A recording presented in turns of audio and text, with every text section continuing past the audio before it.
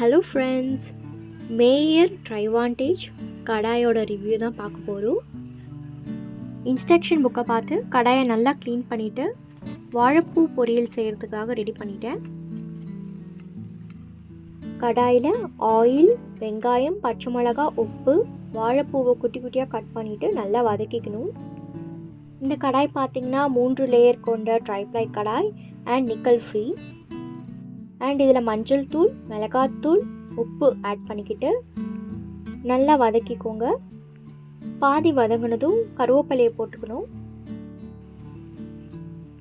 கடாய் கூடவே ஒரு லிட்டு கொடுத்துருந்தாங்க. கொஞ்ச நேரம் மூடி வச்சு வேக வைக்கலாம்.